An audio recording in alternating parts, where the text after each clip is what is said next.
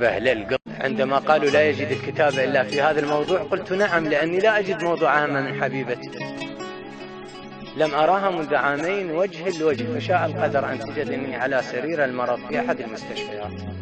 وقفت عند رأسي وبكت وقالت: شو كبران ومبين براسك شير، إيش جرى لقلبك وشعرك صفن نفس اللون؟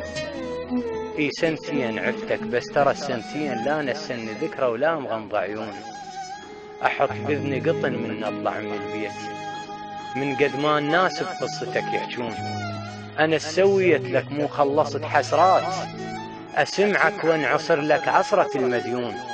ترى الظنة ونسيتك حيل وهمانين، إي شي طلع لك نص القلب مدفون.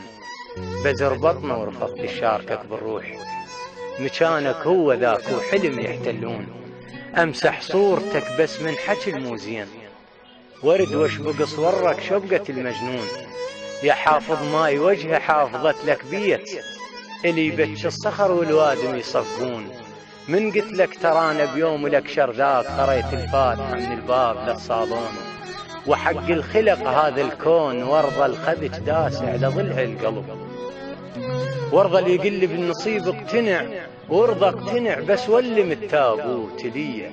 ورد وامسح دموع الهلة عليها، وشد حيلي واقوم من ورد حاجيه. وغص بحجايتي غصت التفقة بتار، وحيرا حيرت الماكار سرقيها. اقنع بواقعك عندك بنية وبنت، ومثل تربيتك اترجاش ربيها. تعبنا وما لقينا اللي ينشد المتعوب ويحس بجروحنا وينهض يشافيها. ولو بس وحدة ظلت واختم الموضوع، أحد صورت من البال شيليها. دعيت وما شفت دعوة لبتها، يا لاهو وروحي ما كفت.